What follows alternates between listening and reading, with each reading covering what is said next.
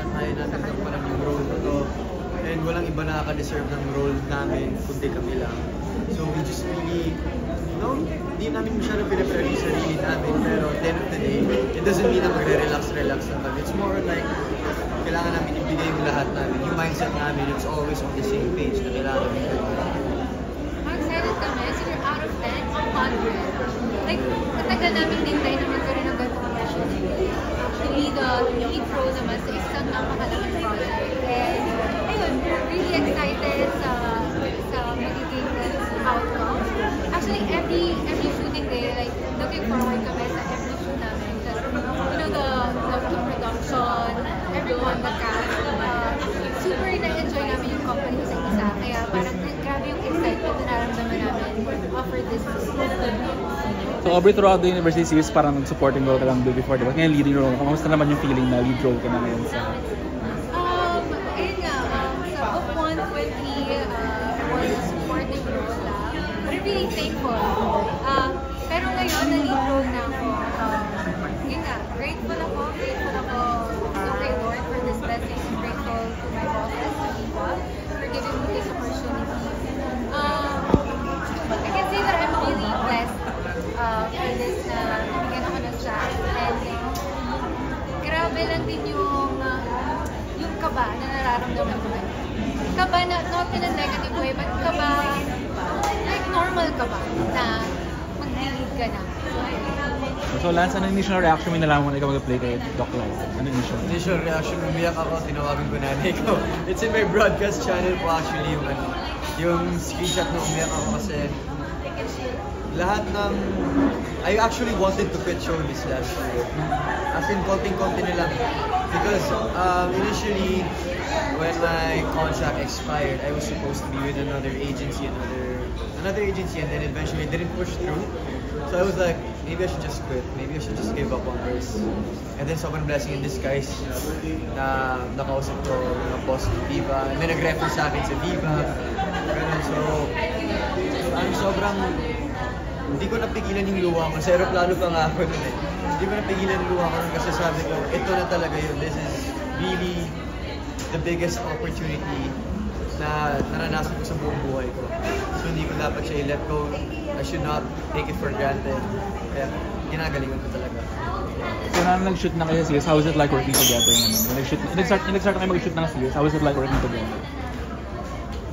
Ako, sinabi ko, like, before we start shooting naman, we had workshops. And mas nakilala ko siya doon. And I'm really comfortable na sa kanya.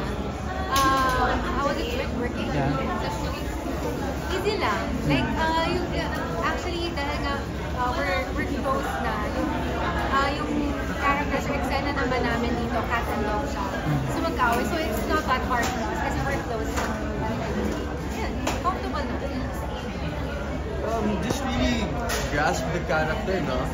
Pag nasa on-set na kami, parang hindi na talaga kami as Lance and Aubrey, as Clyde and Sam talaga kami. Kasi there's time for Lance and Aubrey stuff. There's time naman na mas dapat tutukan namin as Sam and Clyde. So we just really parang siniset na namin yung priorities namin, mindset namin. Isa lang. So did you discover anything about yourself, about each other na set? Okay, one. About myself? About her, about each other. About each other, parang it's really important to how to take care of a partner. How to take care of someone who's very close to you, someone very special to you. Para to make things work, to make everything smooth sailing, to make everything more comfortable.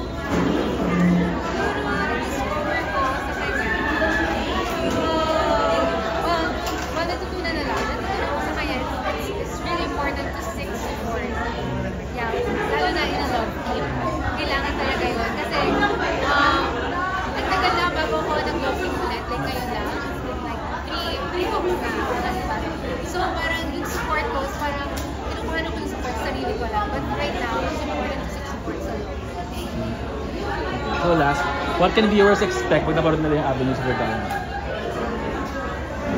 They can expect a very unorthodox relationship to begin with. Kasi nga, sa Philippines, di naman ganong gusto ang fixed marriage. So, it's gonna tackle some problems, some issues. and paano nila ma-resolve and paano nila ma-handle it. So I think they're really gonna learn a lot from it because I think it's really different from all the 6 books. Because like I said, it's a very unorthodox relationship. We didn't start off as like liking each other the first time we met each other. You know? So it's very new, but at the same time, very unorthodox. Pero malalaman nyo kung paano nila, kung how the characters made it work for it to, para magkatuluyan sila.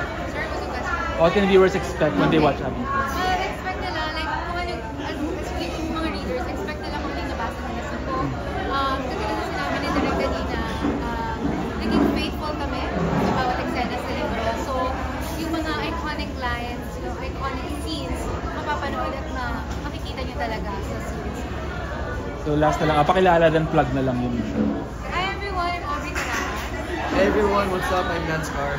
And we're inviting you to stream Avenues of the Diamond soon on Viva One. Yes, pakilala po ulit and please visit pikapika.ph. Hi, I'm Aubrey Carahan. Hi, I'm Lance Carr. Please visit Pikapika.ph. Thank you po. Thank you. Ayun, ano na lang. Paano, for title intro, parang mag-wave na lang po kayo. Do some poses lang po. Poses and waves. And 3, 2, 1.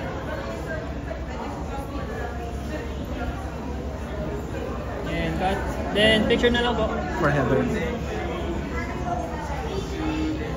Ready? And 3, 2, 1. Last. And 3, 2, 1. Thank you. Thank you so much. grateful na those at least short teaser na ang dami ng good feedback about the series, about the characters. Na-appreciate nila from, hindi ba from bashers, naging supporters na. So, really great. Ang reaction ko ng fans, talagang kita ng may chemistry talaga kayo. Pero off-cam, paano nyo build up yun? Hindi yung workshop pa. Meron ba kayong go out together para... Yeah, we normally go out. Basta free lang kami. Right now, since siyempre medyo busy kami Sa book 5 kaya, pag nag-press pa ng book 5, nakadako na kaya yan, parang kay Heaven at kay Marco. Actually, pwede naman po eh.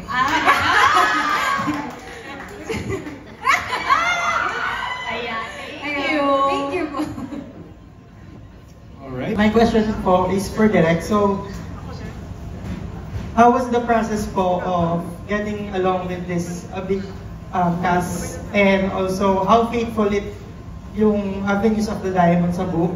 And gusto ko na rin po i-ask kay Lance and kay Aubrey kung meron ba silang parang natatakot or na-pressure dahil yung kasunod or bago to is yung Mutya ng Section E and sobrang successful yun. And ano na rin yung ginagawa nilang proseso on the roads. Thank you. I came in after Direk Dead. So Rain was already established and I was going in not knowing anyone. And then I met Krisha, Jerome first, and then exact same area, I met the whole cast. And okay yung experience ko with them.